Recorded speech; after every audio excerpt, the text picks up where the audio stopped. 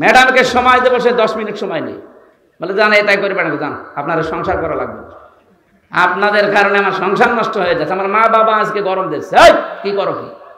এই জন্য আগামী থেকে আমি আপনাদের হাতে পায়ে ধরে বলছি যে কয়টা ডেট আমার শরীরে কোলায় অন্তত এক এক জেলায় 2-3টা করে, এর বেশি তো পারার কথা না। 64টা জেলা, 630টা থানা, আপনি টের পাচ্ছেন? প্রত্যেক থানায় যদি একবার করে যাওয়া লাগে, মাসে বছরে কয়টা মাহফিল হয়? না 6 মাস হইল 300টার ভেতরে 150টা মাহফিল হয়, 630টা থানা, কোথায় যাওয়া যায়? আর আজকে আমার বাবা মা বউ মেয়ে সব রাগ করছে যে তাই করে বেড়াকে যান। তা আমি কারে বোঝ দেবো? এখানে আসলে আপনাদেরও মন পায় না, হুজুর দেরি করে আসে, আরে ভাই আপনি আমার জায়গা থাকলে টের পেতেন। ম্যাডামকে সময় দেবো, সে 10 মিনিট সময় নেই, বলে জান এটাই করে বেড়াকে যান আপনার সংসার করা লাগবে, আপনাদের কারণে আমার সংসার নষ্ট হয়ে যাচ্ছে, আমার মা বাবা আজকে গরম দিচ্ছে, কি করো কি। কি বলবো তাদের বলেন? আমি কি ডেট নিতে চাই? মাওলানা হোসাইনকে মানুষ পাগল করে ফেলে। আমি আবার বলছি আপনার হাতে পায়ে ধরে, সারা দেশে এটা যাচ্ছে, সবাইকে বলছে আন্দাজে ভুল বুঝবেন না। আল্লাহর দরবারে শুকরিয়া জানাচ্ছি যিনি দিনের বেলায় হাজারো কাজ বাদ দিয়ে এখনো পর্যন্ত সকাল থেকে আমার খাবারও খাওয়া হয়নি। কোথায় ছিলাম? সেই যশোর, ওখান থেকে পর্যন্ত বাড়িতে আমার বাবার অপারেশন, ওনার এই হাসপাতালে থেকে আজকে নিয়ে আসলাম। এই জন্য সময় মতো আমি হাজির হতে পারি নাই, দুঃখ প্রকাশ করছি। আর এভাবে আমার উপরে জুলুম হয়ে যাচ্ছে জনগণের দ্বারা। এমনিতেই 3 বছর জুলুমের শিকার ছিলাম, এখনো পর্যন্ত আপনারা জুলুমই করছেন। আমি এত মানা করছি, আমার মা বাবা মানা করছে যে বাদ দাও এগুলো, অন্তত রাতে একটা করে নাও। এমন এমন মানুষকে আপনারা নিয়ে যান, তার কথাও ফেলা যায় না। এইগুলো আসলে আমি মাইকেই বলছি, রেকর্ড হচ্ছে, আগামী থেকে এরকম চাপ দিয়েন না, আপনাকে আমরা অন্তত ফিরিয়ে দিতে বাধ্য হব। আপনি যখন দেখেন যে তার খালি নেই, আপনি এরপরও জোর করেন, কি আপনার বিবেক নেই? আমার শরীর তো পারা দরকার নাকি? এই যে লেখাপড়ার সময় দিতে পারি না, একটা বিষয়ের উপর কথা বলতে হলে 10-15 ঘন্টা পড়া লাগে, সে সময়টা পাবো কোথায় বলেন? কোথায়? যশোর আজকে এখানে, কালকে চট্টগ্রাম, কিভাবে যাব আমি? বাসা লাগবে না? আর হেলিকপ্টার দেখছেন আপনারা যে 10-15 মিনিট 20 মিনিটে চলে গেলাম, আসা লাগে তো বাই রোডে। আর রাস্তাঘাটের যে অবস্থা এখন, কুষ্টিয়া থেকে যশোর পর্যন্ত রাস্তার যে অবস্থা, শয়তানও মনে হয় রাস্তায় যাবে না, এত ভাঙা। 2 ঘন্টার রাস্তা লাগে 5.5 ঘন্টা 6 ঘন্টা। এই জন্যে কিছু তথ্য বলার সময় হয়তো উদাহরণ দিতে গিয়ে এমন এমন কিছু এসে যায় যেটা আসলে বলা ঠিক না, উল্টাপাল্টা করে মিডিয়া ট্রল করে, বিশেষ করে জনকণ্ঠ, এটা একটা জঘন্য কণ্ঠ। এদেশের বহু আলেম এবং শহীদ আল্লামা দেলাওয়ার হোসেন সাইদি রহমতুল্লাহ আলাইহি বহুবার বলেছে, জনকণ্ঠ এটা পত্রিকা না, এটা ভারতের এজেন্ট। আপনারা এই পত্রিকা কেনেন কোন কারণে? এটা কিনলেও বাচ্চাদের টয়লেট পরিষ্কার করার জন্য কিনবেন, কারণ যত রকমের আগে নেই পরে নেই, মাঝখান থেকে একটা কথা জুড়ে মানুষকে কালার করে, এরা মানুষের চরিত্র হনন করে। আর পৃথিবীতে সবচাইতে বড় গুনাহ এটা। কিছু মানুষ বুঝে না বুঝে ফেসবুকের মাধ্যমে কিছু আলেম নামে জালেম, এরা আন্দাজে এক কথা আমার নামে লাগিয়ে দিবে। আরে ভাই আপনি তো বুঝবেন যে আমি 1-1.5 ঘন্টা কথা বলি, 2-1টা কথা তো স্লিপ অফ টান হতেই পারে। আল্লামা সাঈদী সাহেবেরও হয়েছে।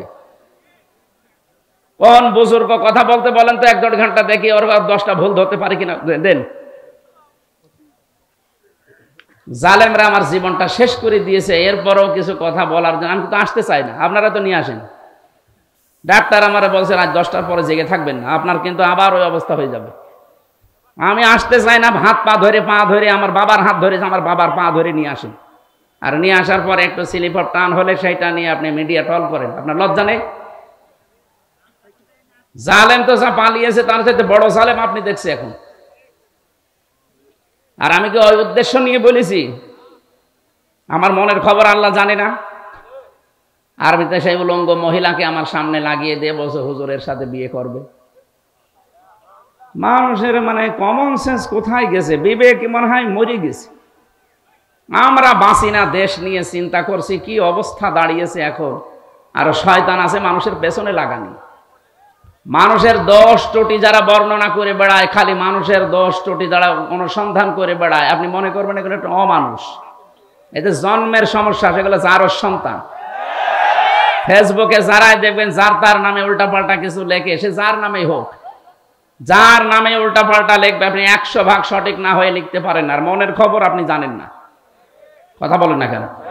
এই জন্য সাবধান হবেন, কারণ আপনার সব কথা কিন্তু রেকর্ড হচ্ছে। আমি হয়তো কিয়ামতে বেঁচে যাবো, আপনি ধরা খাবেন, আমার কি ক্ষতি হবে? কিছুই হবে না। 10টা মাহফিল বন্ধ হয়ে গেলে, এদেশ বন্ধ হয়ে গেল, বা পৃথিবী নেই, আল্লাহর দুনিয়া ছোট নাকি?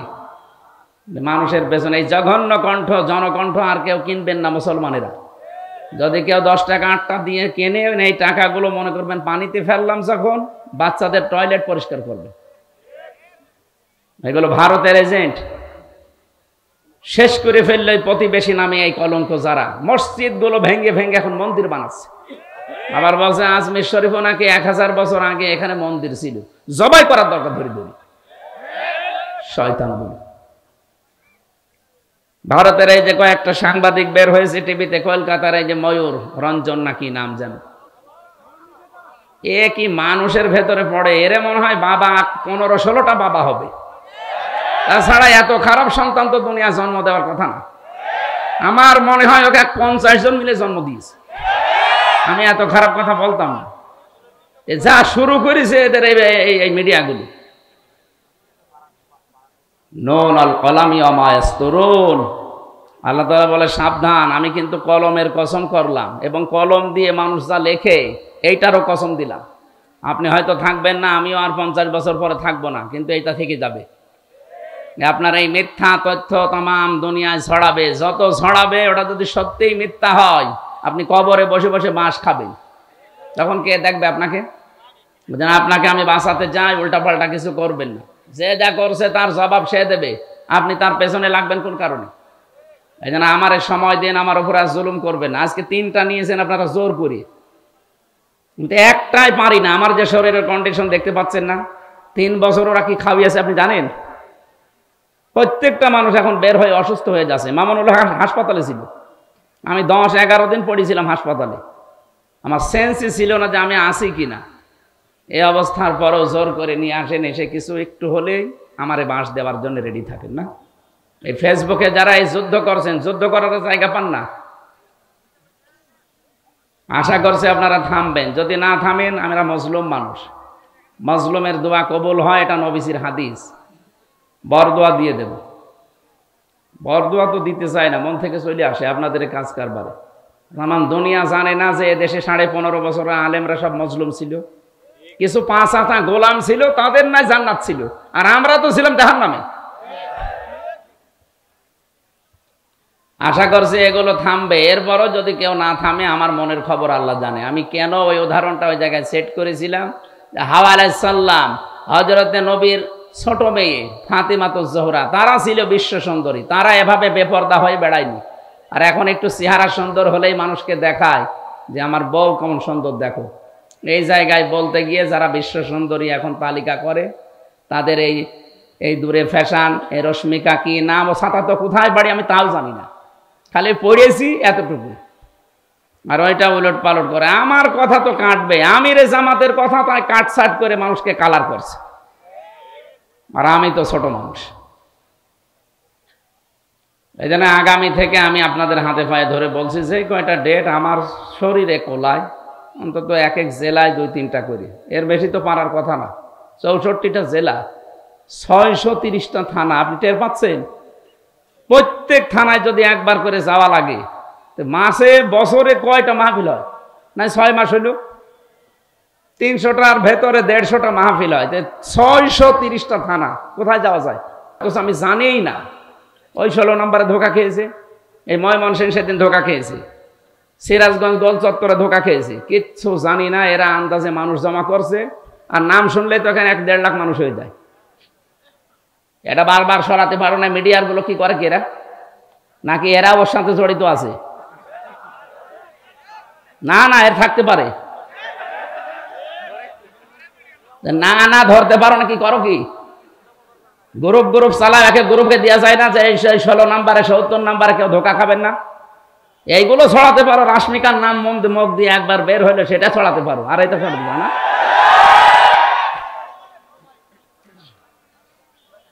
আমার মনে হয় এদের সাথে কেউ জড়িত আছে। তাছাড়া ও হিন্দু মানুষ। প্রশাসনকে একবার দিলাম কুষ্টিয়া সদর থানায়, উনি মোবাইল চেক করে এই নাম্বারটা, ওদের যে কায়দা আছে গোয়েন্দা বিভাগে, বলছে এটা নয়ন দাস বলে একজন, ওর বাড়ি হচ্ছে কুমিল্লা। তো ধরা যাচ্ছে না, কি করব আমি? কাউকে একটা টাকাও দেবেন না আমার নামে, একটা টাকা না, 4 আনা পয়সাও দেবেন না। আমার বাবাও যদি বলে যে আমার বাবা কথা বলছে, না আমি টাকা পয়সা নিই না আগে থেকে, আপনি যা আসার পরে দেবেন এইটাই যথেষ্ট। যদি না দিয়ে বলেন যে আমার অসুবিধা, আমাদের দেওয়ার ক্ষমতা নেই, বলবেন চলে যান, খালি ভাড়াটা দিন। তাই বলে আবার 10 টাকা ধরে দিয়েন না। দেখ, আমি বললাম আপনাদের সবাইকে সতর্ক করার জন্য, কাউকে টাকা দেবেন না, সে যেই হোক। আমি আবার বলছি, যদি আমার ছবিও দেখায় পেছনে ভিডিও, এই যে কথা বলেন না, বলবেন ধোকা। দরকার হয় বাড়ি যেয়ে যেটা ফাঁকা আছে নিয়ে আসবেন। কাউকে টাকা দেবেন না, আমি আবার বলছি, কাউকে টাকা দেবেন না। আজকেও 2 জন ধোকা খেয়েছে, 20-40 হাজার টাকা দিয়েছে ওই শয়তানকে, অথচ আমি কিচ্ছু জানি না। আমার যে কি রাগ ওর ওপরে, সত্যি যদি আমি আল্লাহর নাম নিয়ে বলছি ওরা ধরতে পারি, আমরা জবাই করে ফের জেলে যাব। ও যা ক্ষতি করছে আমার একা না, আপনাদের। আর যে কত টাকা নিয়েছে, 5,000 10,000 করে মানুষের কাছে সারা দেশ থেকে। ওরা আমি সত্যি যদি কেউ ধরিয়ে দিতে পারেন, আমি 1 লক্ষ টাকা আপনাকে দেবো, 1 লাখ টাকা দেবো। আর আমি ধরতে পারলে তো সরাসরি 3 বার জবাই করে আমি ফের জেলে যাই বসে থাকবো। জান, আমার কপালে যা আছে হবে। এই নাম্বার ওই যে মিডিয়ার কাছে আছে না, মিডিয়া আজকে দিয়ে দেবেন প্রচার। শেষের 16 রবি নাম্বার 018, এরপরে কত কত আছে শেষের 16, আর পরে 018 কত কত আছে মাঝখানে শেষে 70। এই 2টা নাম্বারে সারা দেশ থেকে ধোঁকাবাজি করছে। আমি আল্লাহ রাস্তায় আপনাদেরকে সতর্ক করছি, ভাই আমার আর জ্বালাতন করেন না। এরকম প্রতিদিন 8-10 গ্রুপ আমার বাড়ি যায়। এমনি আমি গরিব মানুষ, আমার বাবারে জ্বালায়, আমার মারে জ্বালায়, আমার বউরে জ্বালায়, আমার শ্বশুরের হাত চেপে চেপে ধরে, এই দেখেন পোস্টার করেছি, অথচ আমরা কিচ্ছু জানি না। এই ধোঁকা দিয়ে দিয়ে সারা দেশ, বলেন তো 630টা থানা, অন্তত 600 থানা থেকে যদি মানুষ যায়, তো একটা মানুষ মারে। আর নাস্তা আমি কোথায় পাবো? হ্যাঁ ভাই, প্রতিদিন আমার মনে হয় 100-200 লোকের নাস্তা করানো লাগে, আমি পাগল হয়ে যাবো না? অথচ যাওয়ার সময় তো কিছু নিয়ে যায় না। কোথায় আসছে সেই কক্সবাজার থেকে, সে ময়মনসিংহ থেকে কুষ্টিয়ায়, সকালবেলা যেয়ে বসে আছে। আমি কাল যশোর থেকে আসলাম ফজরের আজানের সময়, ফজরের নামাজ পড়ে একটু ঘুমিয়েছি। এই যে ফজরের নামাজ পড় থেকে কলিং বেলটি আরম্ভ হয়েছে। কোথায় কে বলে, এসেছে সে চট্টগ্রাম থেকে, কেউ এসেছে ময়মনসিংহ, কেউ পটুয়াখালী, বরিশাল। 200 মানুষ। বললাম নিচে বসান। এবার নাস্তা কাটতে কাটতে আমার মায়ের হাত কেটে গেছে। কত নাস্তা দেওয়া যায়? 200 মানুষকে যদি অন্তত 1 মুঠ করেও নাস্তা দেওয়া যায়, কত লাগে বলেন? আর ফল অত পাবো কোথায়? আমি যা টাকা দেন আমার মনে হয় অর্ধেক ফলে চলে যাচ্ছে। আমি আশা করছি আর যেন না আমার বাড়ি, আমি মাপ চাচ্ছি ভাই, আর কেউ গেলে কিছু নিয়ে যে একেবারে খালি হাতে চলে যান। আপনারও তো লজ্জা টাকা দরকার, হুজুর এত ফল পাবে কোথায়? আর ফল কাটার জন্য 2 জন লোক না, আমার শাশুড়ি আর আমার মা পাগল হয়ে গেল, বলছে তুমি এসব বাদ দাও। দেখ, বেশি বললাম এটা প্রচার করার জন্য, কেউ যেন এরকম ধোঁকা খাবেন না। 16 নাম্বার আর 70 নাম্বার শেষে। আল্লাহ তুমি আমাকে আর আমাদেরকে সতর্ক হওয়ার তৌফিক দাও, আমিন। এটা যে সুন্দর করে সাজিয়েছেন, এটা যদি রাতের বেলা হতো, এর চাইতে ডবল মানুষ আসতো। আর কথা বলেও আমি একটা মাহফিল হলে শান্তি পেতাম। 1.5-2 ঘন্টা 2.5 ঘন্টা আমি একটা আয়াতের উপরে তাফসির করতাম, অন্তত কিছু নিয়ে যাওয়া যেত। এখন এই যে শিবিরের কেন্দ্রীয় সভাপতি জোর করে, আজকে জোর করে ওনার নাটোর, এই যে সেই বনপাড়া বড়াই গ্রাম, এখন এখানে নিয়ে যেয়ে মাগরিবের পরে তুলবে। ওখানে লক্ষাধিক মানুষ বসে আছে। আবার সিরাজগঞ্জের এই যে বেলকুচিতে আসা লাগবে রাত 9টায়। বলেন আমি কি মেশিন কি? আর আপনারা যে দূর থেকে আন্দাজে ধারণা করেন, ওনার টাকা লাগে কথা, আপনি কয় টাকা দেন? আপনি যে টাকা দেন, এই যে আজকেও আমার গাড়িটা সারতে 1.5 লাখ টাকা লাগলো, 1.5 লাখ। ওর কাগজ করতে 75,000 টাকা লাগবে, ড্রাইভারের প্রতি মাসে 20-25 হাজার টাকা দেওয়া লাগে। তা টাকা কি করবো না? আমার আরো বিভিন্ন কাজ আছে, সেই কাজগুলো করা লাগছে। একটা মাদ্রাসা বানানোর করছিলাম, 3 কোটি টাকা লাগবে, টাকা নেই। আমি একটা গ্রুপে কাজ করি, আকিজ গ্রুপে। যা লাগে তারা দেখছে, এই জন্য আমার কোনো সমস্যা নেই। তারা যদি বলতো না আমরা কিছু করতে পারবো না, আপনি ওইগুলো করে চলেন গা, আপনি পারতেন না। এই জন্য আমার দূর থেকে যারা আন্দাজে ধারণা করে গালিগালাজ করেন যে দুনিয়াদার হুজুর, আপনি আমার মনের খবর জানেন আমি দুনিয়াদার কি আখেরাতদার? আপনি নিজের হিসাব করেন ভাই। আল্লাহ তুমি আমাকে অন্তত এই ষড়যন্ত্র থেকে বাঁচাও। হাফিজুর ভাই বলছিল না যে আসলেও ষড়যন্ত্র চলছে, আর এটা বিভিন্ন রাম আর বামরা বিভিন্ন আলেমের নাম জালেম দিয়ে এদেরকে করাচ্ছে যে এদের পেছনে লাগো। এখন তো আর কেউ নেই কথা বলার মতো, দু একজন যা কথা বলছে এদেরকে যেন কথা বলতে না দেয়। এটা ভারতের একটা চক্রান্ত। আমরা কোরআনে কারিমের 2টা আয়াতের অংশ বিশেষ পড়েছি, তাফসীর করার জন্য আলাদা সময় যদি থাকে কোনো সময় আসবো। আজকে আমরা যতটুকু পারি আয়াতের মূল শিক্ষাগুলো নিয়ে আসর পর্যন্ত, আসরের আজান দেবেন 4টা 10-এ, 15 নামাজ পড়বেন। 4টা 10-এ আজান দিয়ে 15 নামাজ পড়বেন, অসুবিধা নেই। এখানে নামাজ পড়ে তারপর বাড়ি যাবেন। আউযু বিল্লাহি মিনাশ শাইতানির রাজীম। বিসমিল্লাহির রহমানির রহিম। وضرب الله مثلا قرية كانت آمنة مطمئنة। তাফসীর আকারে কথা বলবো ইনশাআল্লাহ। কোরআনের তাফসীর হবে কোরআন টু কোরআন দিয়ে। আল্লাহ পাক উদাহরণ দিচ্ছেন, দৃষ্টান্ত দিচ্ছেন, একটা উপমা পেশ করছেন আমাদের সামনে একটা গ্রামের। কিসের? সিরাজগঞ্জের এখানে যা আসলাম, এটা বড় সাড়ুটিয়া নাকি নাম দেখলাম, তাহলে এটা একটা গ্রাম। আপনি মনে করবেন এই গ্রাম সম্পর্কে আজকের আয়াত নাজিল হয়েছে, যদিও এটা নাজিল হয়েছে মক্কা। এই গ্রাম সম্পর্কে 1500 বছর আগে নাজিল হওয়া আয়াতটা আমার যতটুকু জ্ঞান আল্লাহ কোরআন সম্পর্কে দিয়েছি আমি মিলিয়ে দেখলাম এই বাংলাদেশের একটা গ্রামের সাথে মিলে যাবে। এদেশে বহু গ্রামে যাওয়ার পরে দেখেছি সাইনবোর্ড লেখা থাকে আদর্শ গ্রাম। একটা গ্রাম আদর্শ এমনিতেই হয় না, 100% শিক্ষিত হওয়া লাগে। ওই গ্রামের ভেতরে যে সমস্ত কাজ কারবার গুলো মানবতা বিরোধী, শরীয়ত বিরোধী, ওইগুলো চলে না। অভাব অনটন, শান্তি স্বস্তি নিরাপত্তা বিভিন্ন দিক থেকে বিবেচনা করে লেখা হয় আদর্শ গ্রাম। পরশুদিন যেখানে ছিলাম লেখা ছিল আদর্শ আন্দোলিয়া, তার মানে গ্রামটা 100% শিক্ষিত মানুষ। কোরআনে আল্লাহ যে আয়াতটা দিয়ে গ্রাম সম্পর্কে উপমা দিচ্ছেন, এই গ্রামটার নাম হচ্ছে বাক্কা। নাম কি? বাক্কা। এটা মক্কার প্রাচীন নাম। আল্লাহ পাক বলেন ইন্না আব্বালা বাইতি উবদিআ লিন-নাসি লাল্লাযী বিবাক্কাতা মুবারাকা ওয়া হুদাল লিল আলামিন। অবশ্যই এই পৃথিবীতে সর্বপ্রথম একটা ঘর প্রতিষ্ঠিত হয়েছে। প্রথম বানিয়েছে আল্লাহ ফেরেশতাদের দিয়ে, দ্বিতীয় বানিয়েছে হযরতে আদমকে দিয়ে, এরপরে বানিয়েছে হযরতে নূহকে দিয়ে, এরপরে বানিয়েছেন ইব্রাহিম আলাইহিস সালাম আর ইসমাইলকে দিয়ে। এখন মাঝে মাঝে শত সংস্কার হয়, কিন্তু সর্বপ্রথম আল্লাহ পৃথিবীতে ঘর বলতে যা বোঝায় ওইটা বানিয়েছে কাবা শরীফকে। 2টা জিনিসের ভেতরে এখনো পর্যন্ত রাখা আছে। 1 নম্বরে ফিহি মুবারাকান, এটা বরকতময় করে দিয়েছে আল্লাহ, কিয়ামত পর্যন্ত এটা বরকত দিয়ে ভরপুর থাকবে। মুবারাকান ওয়া হুদান, এর ভেতরে আল্লাহ পথ নির্দেশিকা রেখেছেন লিল আলামিন, বিশ্ববাসীর জন্য। এবার আসেন তো আয়াত থেকে আল্লাহ আমাদের জানাতে চান কি? তাফসিরে মুফাসসিরিন ইকরাম লিখেছেন, আমি বহু তাফসিরে আয়াতের সাথে মিলিয়েছি, সব মুফাসসির লিখেছেন আমান দাখালাহু কানা আমিনা। এই কাবায় যদি কেউ প্রবেশ করে আল্লাহ তাকে নিরাপত্তা দিয়ে দেয়। খুব ভালো করে বুঝবেন, এখান থেকে শিক্ষা বের হবে। এই বাতাস কি করে দাও, জোরে দাও। হ্যাঁ একটু জোরে দাও, 10 মিনিট, তারপরে বন্ধ করে দাও। ভেতরে ঘেমে যাচ্ছে।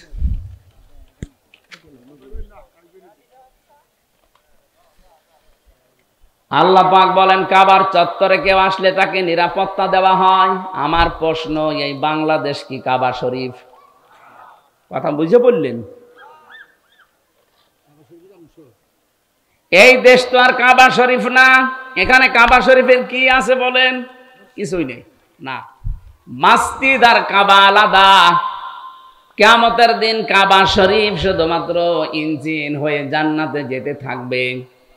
ইঞ্জিনের সাথে যেমন বগি থাকে, তামাম দুনিয়ায় যত জায়গায় মসজিদ আছে, এই মসজিদে যারা সেজদা দেয় তাদেরকে প্যাসেঞ্জার করে ওর সাথে আল্লাহ বগি বানিয়ে দেবেন।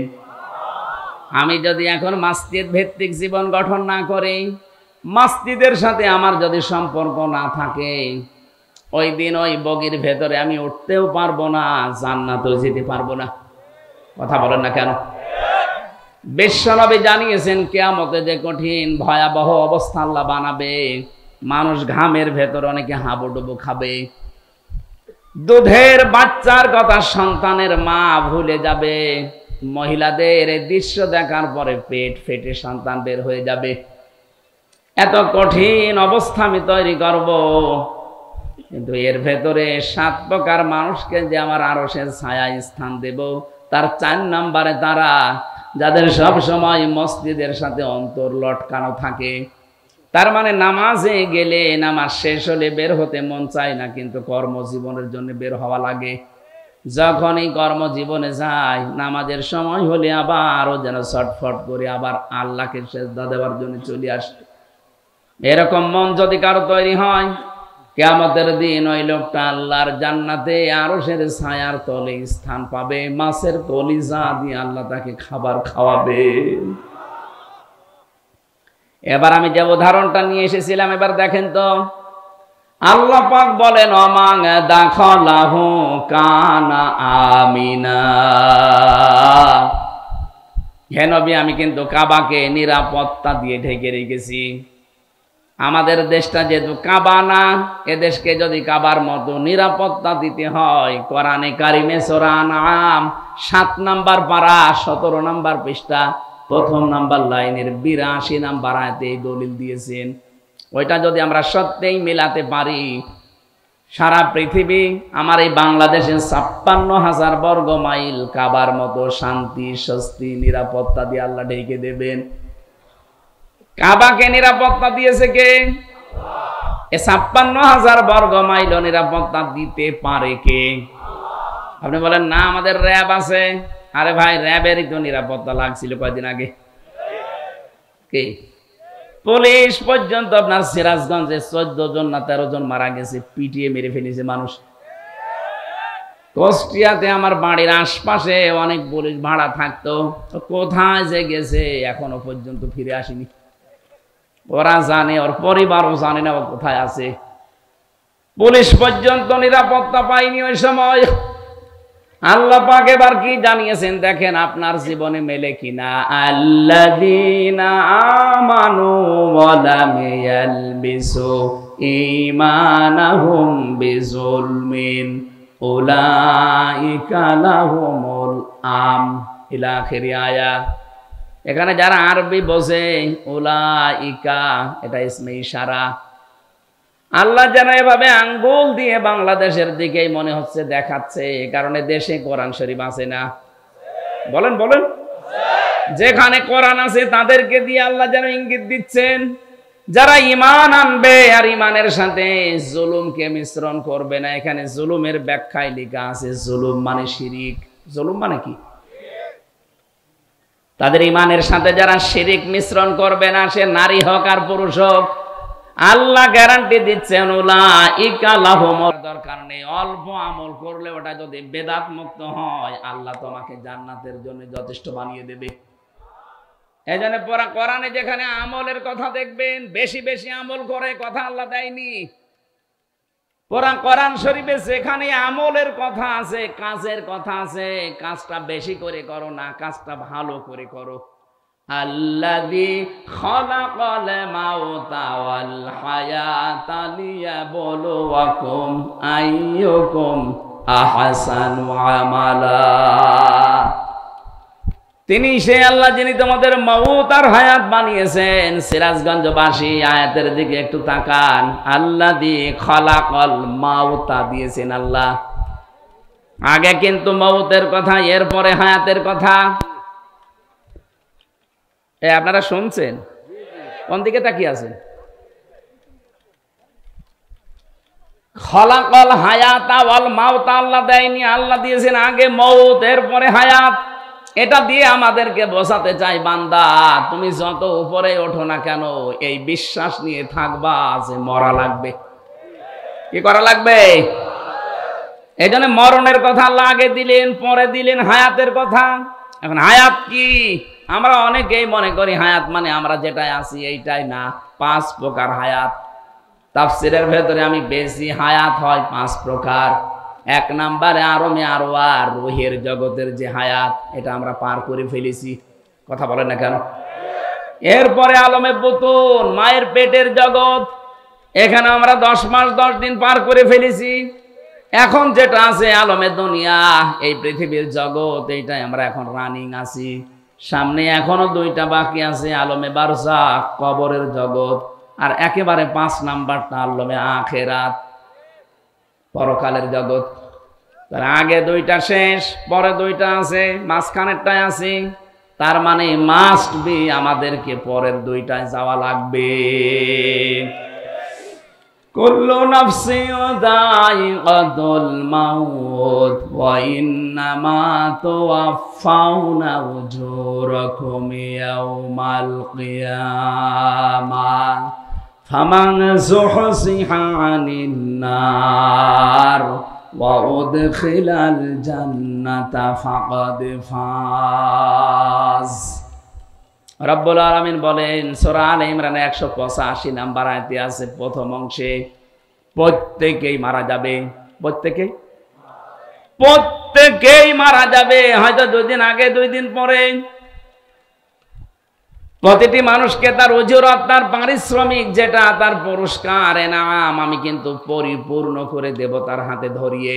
এই যে নে, যা করেছিস এইটা। শুধু এতটুকুই না, এটা তো আখিরাতের সাথে বলছি, দুনিয়ার বিষয়টা সামনে আসবে। 3 নম্বরে আমি আল্লাহ যাকে আমার জাহান্নামের আগুন থেকে মাফ করে জান্নাতে দিয়ে দেব, এই লোকটার জীবন সফল। এটা একটা ব্যাখ্যা। 2 নম্বর ব্যাখ্যা কি? ফামান যুহজিহা আনিন নার ওয়া উদখিলাল জান্নাতা ফাকাদ ফাজ। যেই লোকটা, কি আসরের আযান দিচ্ছে? একজন শুধু জবাব দিয়ে দিন, আজানের হয়ে যাবে। আল্লাহ রাব্বুল আলামিন জানিয়েছেন, যে লোকটাকে আমি তাওফিক দান করি যে আস্তে আস্তে জাহান্নামের কাজগুলো ছাড় দিতে থাকে, ছেড়ে দেয়, আর জান্নাতের কাজগুলোর দিকে এগিয়ে যেতে থাকে, এই লোকটার জীবন সফল। আপনি বলেন তো, আপনি কি জাহান্নামের কাজগুলো আস্তে আস্তে ছেড়ে দিতে পারছেন? জান্নাতের কাজের দিকে একটা একটা করে আপনি এগিয়ে যেতে পারছেন? যদি পারেন, বুঝবেন আপনার জীবন সফল। ও ভাই, ওমাল হায়াতুদ দুনিয়া ইল্লা মাতাউল গুরুর। দুনিয়ার এই জীবনটা কিন্তু খেলাধুলা। কে বলছেন? এটা একটা ধোঁকা। আপনার সন্তান আদি এটা ধোঁকা, আপনার ছেলে মেয়ে, স্ত্রী, বাবা মাও ধোঁকা। এটা যতদিন আপনি উপলব্ধি করে মেনে নিতে না পারবেন, এই ধোঁকা থেকে বের হতে পারবেন না। আল্লাহর কসম, আল্লাহ বলছেন এগুলো সব ধোঁকা। আয়াতে আমি একটা প্রমাণ পেয়েছি ধোঁকা কেন, একটা উদাহরণ দিয়েছেন। এখান থেকে যারা আমরা বসে আছি, 200 বছর পরে যদি রফিকুল নাই, এই ভাই যদি 200 বছর পরে ফিরে আসে এই পৃথিবীতে, উনি মনে করেন আর 50 বছর পরে মারা গেল, 200 বছর পরে ফিরে আসলো, যে বাড়িতে উনি বাস করে, ওনার বাড়ি যদি 2 তলা 3 তলা হয়, এসে যদি বলে কারা আছো এই বাড়িতে, এ বাড়ি কিন্তু আমি বানিয়েছিলাম, যারা ওই বাড়িতে বসবাসকারী ওই সময় থাকবে, তারা বলবে কে আপনি? ভণ্ডামি করার জায়গা পান না? আপনার মনে হয় থাকার জায়গা নেই, এই জন্য এসে পরিচয় দিচ্ছেন। আপনার যদি একেবারেই জায়গা না থাকে, আমাদের মসজিদ আছে, বারান্দা খোলা আছে, ওখানে রাত্রে থেকে কেটে পড়েন, কোনোদিন আমার এখানে আসবেন না। বলেন তো, এই কথা বলবে কিনা? এক কথা বলছেন না কেন? 100 ভাগ বলবে। আপনি মরে দেখেন, আমার 3 পুরুষের পরে আমার আর জানা নেই। আমার বাবার নাম রিয়াজউদ্দিন, তার বাবার নাম জাহান আলী, তার বাবার নাম নমাজ আলী, এরপরে আমি আর জানি না। সত্যি আমি আর জানি না।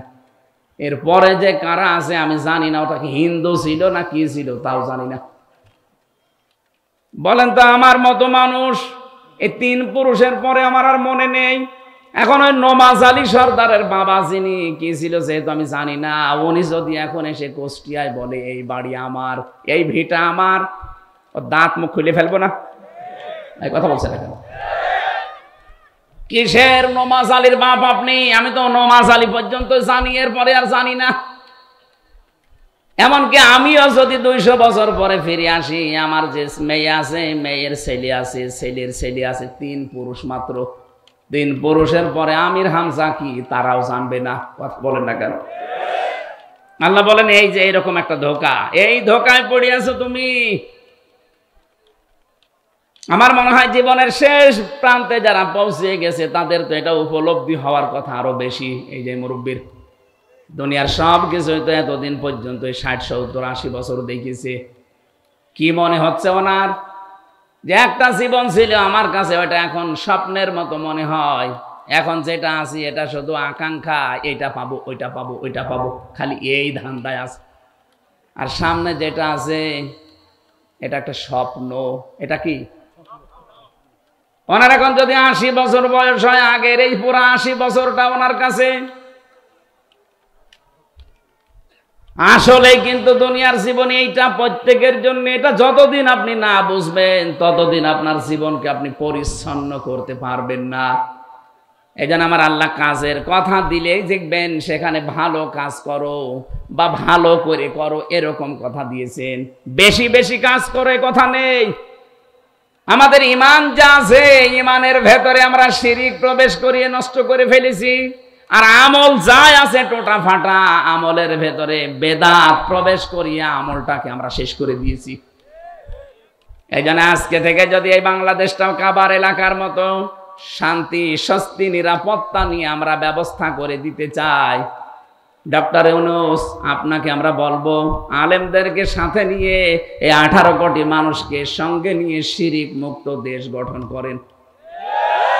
আমল আমরা যে যাই কাজ করি, আমাদের কাজের ভেতরে, আমলের ভেতরে যেন বেদাত না প্রবেশ করে। আপনি এইটা দেখেন, কারণ আপনিও তো কয়দিন পরে মরবেন।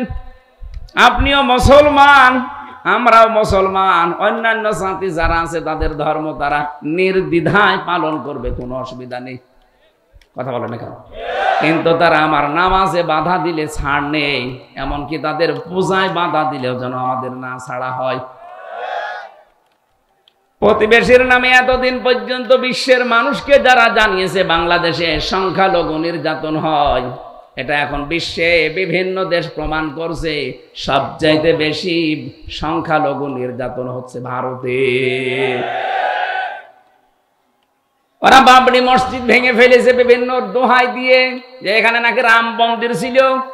আরে ভাই, ঢাকার স্বামীবাগের যে ইস্কন মন্দির, এখন যদি আমরা এই দেশে 96% মানুষ আওয়াজ তুলি জানাই এখানেও 500 বছর আগে আমাদের মসজিদ ছিল, আমরা এটা ভেঙে মসজিদ বানাবো, আপনি মরবেন।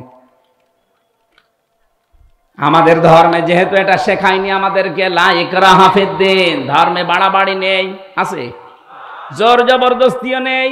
আমরা দাওয়াত দেই আপনাকে এই উগ্রবাদী এই আচরণটা বন্ধ করেন। ইসকনের নাম নিয়ে যা হচ্ছে এটা কিন্তু একেবারে অরিজিনাল হিন্দু না, খাঁটি হিন্দু এরা না।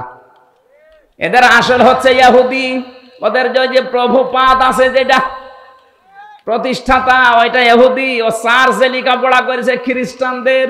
ও উগ্র কিছু মানুষদেরকে দলে ভিড়িয়ে ইসকন গঠন করে সারা দুনিয়ায় এখন এদের নিয়ে অশান্তি। শুধু বাংলাদেশে না, 257টা রাষ্ট্রের 195টা দেশে ওদের নিয়ে এখন ঝামেলায় আছে। এই জন্য ওদের উস্কানিতে যেন আমরা পা না দেই। ওরা খুব চেষ্টা করেছিল সাইফুল ইসলাম আলিফকে হত্যা করার মাধ্যমে এই দেশে মুসলমানরা যেন একটু হইচই করে, এরপরে যেন একটা হট্টগোল বেঁধে যায়। আর এটা করাচ্ছিল যারা পালিয়েছে ওরা যেহেতু বিভিন্ন হাল দিয়ে হালে পানি বানায়নি, ওদের রিক্সা লীগ, ওদের আনসার লীগ, কথা বলছে না কেন, বিভিন্ন লীগ দিয়ে যখন পানি বানায়নি তখন ওরা লাগিয়েছে বিভিন্ন কায়দায় ইসকনকে। এইটাও হালে পানি নেয়নি, কারণে দেশের মুসলমানেরা সব চাইতে বেশি সংযমের পরিচয় দিয়েছে। আমরা ফেসবুক বলেন, ইন্টারনেট বলেন, পত্রিকা বলেন, কারো ফাঁদে পা দিয়ে, বিশেষ করে ভারতপন্থী পত্রিকা যেগুলো, এই জনকণ্ঠ আমি নাম নিয়ে বলছি, আরো কয়েকটা আছে, যেইটাই দেখবেন দেশের এই দাদা বাবুদের পক্ষে কথা লিখবে। আপনাদের পাশে টাঙ্গাইলের সন্তান মাওলানা ভাসানী বলেছিল, দেশের মানুষ যখন বুঝবে যে ভারত আমাদের শত্রু, তখন এই দেশটা একটু দাঁড়িয়ে যাবে। তারা বুঝেছিল, তারা বিচক্ষণ ছিল, কিন্তু এখন আমরা অনেকে এটা বুঝি না, মনে করে না আমাদের দাদা। কিসের দাদা? আপনার দাদা হলে আপনি যান, ওরা এখন চট্টগ্রাম নেওয়ার ধান্দায় আছে। আরে ভাই, চট্টগ্রাম আমাদের বাংলাদেশের অংশ, আপনি কি যৌতুক নেবেন? আর যৌতুক আপনাকে দেব কেন? মেয়ে কি আমরা আপনাকে একেবারে স্বাভাবিকভাবে দিয়েছি? মেয়ে তো পালিয়ে গেছে। পালিয়ে যাওয়ার মেয়ের আবার যৌতুক কিসের? বিয়েই তো আমরা মেনে নিচ্ছি না। কথা বলে হ্যাঁ, যাওয়ার পরে যদি কোনো মুসলমানের সাথে বিয়ে করি তো তাও মানতাম। এমন লোককে স্বামী স্ত্রী এ পরিচয় দিচ্ছে, 15.5 বছরে পরিচয় দেয়নি যে আমাদের স্বামী স্ত্রীর সম্পর্ক।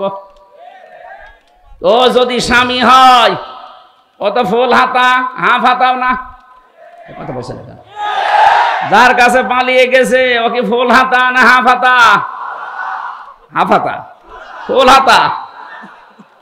একটা মুসলমান মেয়ে ফুল হাতার কাছে যায় কি করে? আরো অধিকাংশ ফুল হাতারা এখন হাফ হাতা হয়ে যাচ্ছে।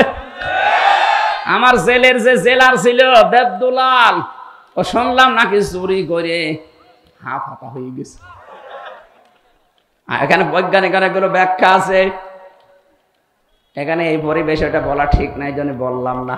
আজ ওরা গোপনে গোপনে অনেক ফুল হাতা হাফ হাতা হয়ে যাচ্ছে, আর আপনি কাজ আর পেলেন না, চলে গেলেন আপনি হাফ হাতার কাছে। আর পালিয়ে যাওয়ার মেয়ের যৌতুক কিসের? বিয়ে আমরা এখনো মেনে নেইনি। বাবা মা আত্মীয় স্বজন যদি বিয়ে মেনে না নেয়, পালিয়ে যাওয়া মেয়ের যৌতুকের প্রশ্ন আসে। এরপরও আপনার নিয়ে নিতে চান জোর করে যে চট্টগ্রাম দিয়ে দাও, দিতে পারি। আপনাদের 7 সিস্টার আমাদের দেওয়া লাগবে। আপনি কি আর কি মনে করেন? 7 সিস্টার আমি পুরাটা ঘুরেছি, একটাও ঠিক থাকবে না। ডক্টর মোহাম্মদ ইউনূস শুধু একটু ইঙ্গিত দিয়েছিল, আপনারা ভয়ে পাগল হয়ে গেছেন। কারণ আমি জানি দুনিয়ায় সব চাইতে বেশি মরণকে ভয় পায় মুশরিকরা। সূরা বাকারার ভেতরে আছে, ওয়ালা তাজিদান্নাহুম আহরাসান নাসি আলা হায়াতি ওয়া মিনাল্লাযীনা আশরাকু ইয়াওয়াদ্দু আহাদুহুম লাউ ইউআম্মারু আলফা সানা ইলা আখিরি আয়া। রব্বুল আলামিন বলেন, পৃথিবীর মানুষেরা, আপনি যদি মুশরিকদেরকে বলেন যে তোমরা 1000 বছর বেঁচে থাকবা, ওরা বলবে আমরা আরো বাঁচতে চাই। কারণ জীবনের ওপরে সবচাইতে বেশি মায়া মহব্বত ভালোবাসা এই দুনিয়াতে মুশরিকদের। এই জন্য আমরা শুধু যাওয়া বন্ধ করে দিয়েছি, এই ঘোষণা এখনো বন্ধ করিনি। আমরা বলেছি যাব না ওই দেশে চিকিৎসার জন্য। দাদার আঁককেই দেখিটি মরছে না, 40 ভাগ ছাড় দিয়ে দিলাম, আসেন। নাই তো আমরা না খেয়ে মরে যাব, কারণ মরা ওদের কাছে খুব কঠিন। আর আমরা যারা মুসলিম তামাম দুনিয়ায় 200 কোটি, আমাদের মরণ কঠিন না, আমাদের মরণ হাদিয়া। আমরা বিশ্বাস করি দুনিয়ার এই নশ্বর পৃথিবী ছেড়ে যেতে পারলে আমার আল্লাহর বানানো জান্নাত রেডি হয়ে আছে। কাদের জন্যে? সূরা নাহাল, এটা 32 নম্বর আয়াতের তাফসিরে পাবেন, ভালো করে মিলাবেন এটা। আল্লাযীনা তাতাওয়াফাহুমুল মালাইকাতু তাইয়্যিবিনা ইয়াকুলুনা সালামুন আলাইকুম উদখুলুল জান্নাতা বিমা কুনতুম তা'মালুন। বলেন আল্লাহু আকবার। পৃথিবীর মানুষেরা যারা মরণের বিছানায় আছাড় খেয়ে পড়বে, এদের যদি এই যে তাইয়্যিবিনা আছে, আমি তাফসিরে দেখেছি তাইয়্যিবিনা মানে শুধু পোশাক পবিত্র, শুধু শরীর পবিত্র না, আপনার বিশ্বাস, আপনার আকীদা। এই যে আকীদা মানে আপনার ঈমান, এটার পবিত্রতা শিরিক থেকে, বেদাত থেকে আপনি করবেন। আপনার বিশ্বাস আপনি পবিত্র করবেন শিরিক থেকে, কুফরি থেকে। তাহলে বিছানায় যখনই পড়বেন, মরণের বিছানায় আছাড় খেয়ে, একটা দুইটা না, মালাইকা বহু বচন দিয়েছেন, নারী হোক আর পুরুষ হোক, লক্ষ লক্ষ ফেরেশতারা এসে ওয়েলকাম জানাবে, সালামুন আলাইকুম উদখুলুল জান্নাহ, প্রবেশ করো, ওই যে জান্নাত দেখা যাচ্ছে। এইটাই তো জীবনের সফলতা। চোখ বন্ধ হওয়ার সঙ্গে সঙ্গে যদি আমার বিশাল ঠিকানা যেটা জান্নাত, যার শুরু হয়ে গেছে কোনোদিন আর শেষ হবে না, এইটা যদি সত্যি আমরা দেখতে পাই, আমাদের জীবন সফল। কথা বলে না কেন? আল্লাহ পাক আমি যে আয়াত পড়েছিলাম, এখানে কিন্তু এইটার সাথে যোগ সংযোগ আছে। আদারাবাল্লাহু মাসালান ক্বরিয়াতান কানাত আমিনাতাম মুতমাইন্না। কাবার মতো এই বাংলাদেশকে নিরাপত্তা দিতে চাইলে এক নম্বরে আমাদের কাজ হবে, দেশে আমরা যেন শিরিক না করি, অন্তত আমরা যারা মুসলিম। কথা বলে না কেন?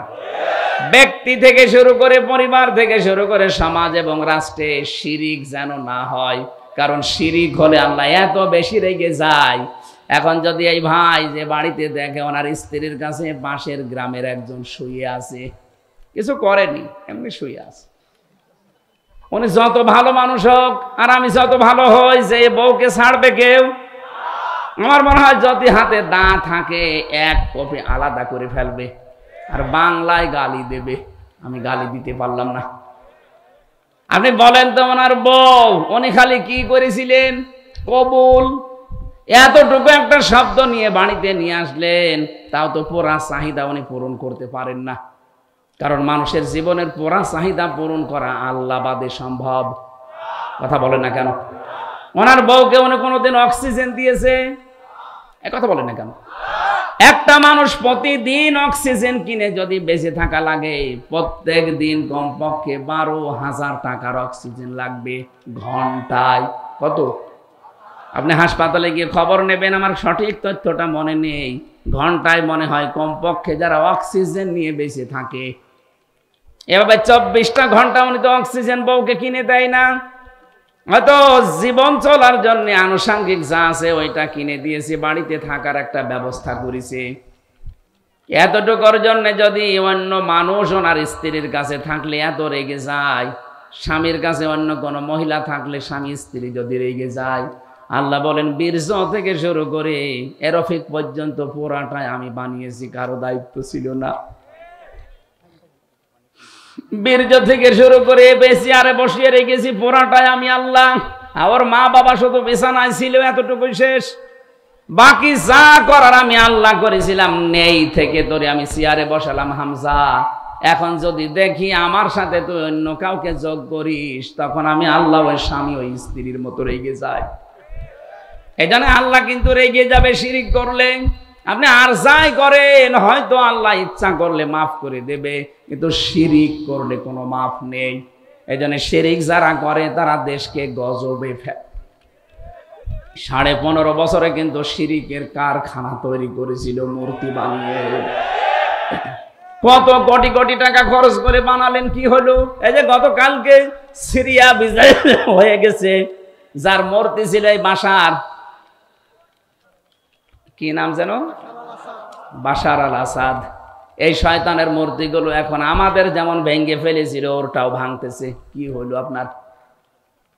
15.5 বছরে কি করলেন? এতগুলো টাকা খরচ করে মূর্তি বানিয়ে, এত টাকা খরচ করেছিল এই পাথরের মূর্তি বানাতে। আমার কোষ্টিয়ায় যেটা ভেঙেছে, শয়তান এত শক্ত, ভাঙা যাচ্ছিল না, শেষে এই বেগু দিয়ে এসে ভেঙেছে। সারা দেশের অবস্থা একদিনের ভেতরে সব শেষ, ওদেরটাও শেষ হচ্ছে। যেখানে যেখানে মূর্তির সংস্কৃতি, মুসলমানদের ঈমান যদি একটু জাগ্রত হয়, ওটা কিয়ামতের আগে আর থাকবে না।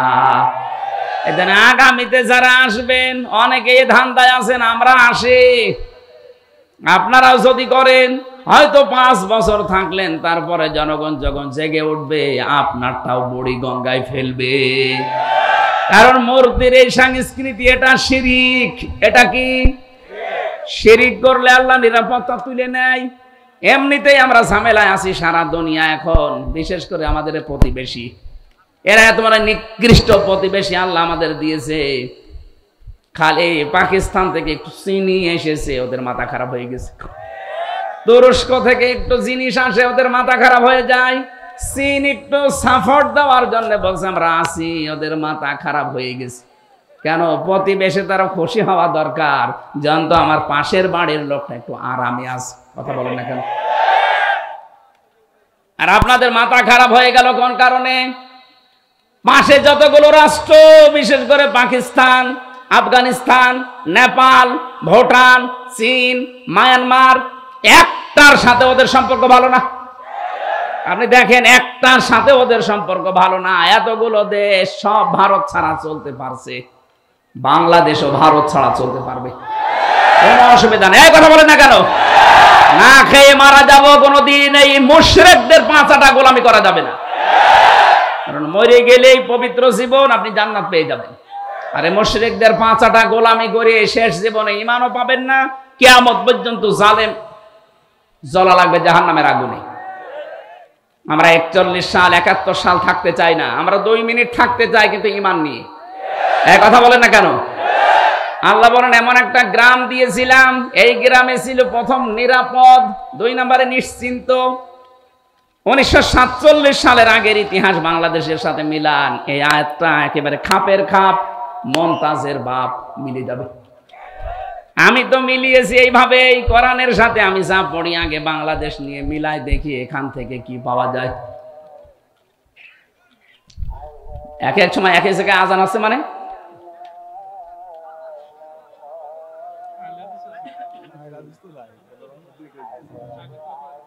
আইলে হাদিস হোক আর যাই হোক, আজান তো আমার মনে হয় এক সময় হওয়া দরকার। এটা ঠিক টাইম না? ঠিক আছে।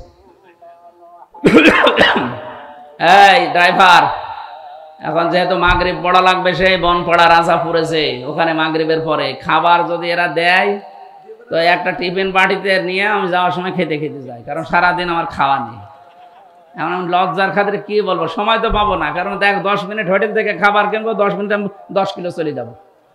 এদেরকে বলেন যে খাবার যদি দিতে চান একটা টিফিন বাটিতে দেন, আমরা বসে বসে গাড়িতে খাবো, আর যদি না দিতে চাই আর কি করবো, আমার ওই পাউরুটি কলা খেয়ে থাকা লাগবে আজকের মতো। সম্মানিত ভাইরা, আমি হাত জোড় করে মাফও চাচ্ছি, ক্ষমা চাচ্ছি। আজকে পুরাটা যদি রাতের বেলা পেতাম, আর একটা মাহফিল হয়তো খুব ভালো হতো। আমি আলোচনাটা 1.5-2 ঘন্টা 2.5 ঘন্টা করতে পারলে আমার একটা বিষয় বোঝানো সহজ হয়। এই অল্প সময়ের ভেতরে আমিও পারি না, আসলে ওই রকম যোগ্যতা তো আমাদের নেই। আপনারা আসরের নামাজ যেহেতু আর 6-7 মিনিট আছে, নামাজ এখানে পড়লে পড়ে নিন, সামনে কোনো জায়গায় পড়লে মসজিদে পড়ে নিন। আজকের মতো আমি মাপ চেয়ে শেষ করলাম, আগামী থেকে আসলে আমার তাফসীর করার জন্য সময় দিন। যা আল্লাহুম্মা আমিন। লা ইলাহা ইল্লা আনতা সুবহানাক ইন্নী কুনতু মিনাজ জালিমিন। ও আল্লাহ, তুমি তাকিয়ে দেখো কত সুন্দর করে এরা সাজিয়েছে, নিজেদের বাড়ি ঘরও এরা তো সুন্দর করে সাজায় না। কোরআনের মহব্বত যাদের ভেতরে এত বেশি, যারা কাজকর্ম বাদ দিয়ে কোরআন শুনতে রাজি আছে, এদেরকে তুমি অমরের মতো হেদায়েত দিয়ে দাও। আজকের এই আয়োজনে যদি খুশি হয়ে থাকো, সওয়াবগুলো তুমি নবীজির রওজায় পৌঁছিয়ে দাও। দুনিয়ার মাটির নিচে যারা ঈমান নিয়ে ঘুমিয়ে আছে, আল্লাহ এদেরকে চিরতরে ক্ষমা করে দাও।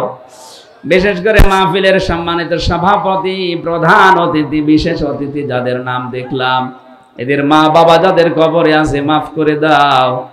মা বাবা যাদের জীবিত আছে, আল্লাহ তুমি খেদমত করার তৌফিক দাও। আমার বাবার অপারেশন চলেছে, আজকে কেবল হাসপাতাল থেকে আমি বাড়িতে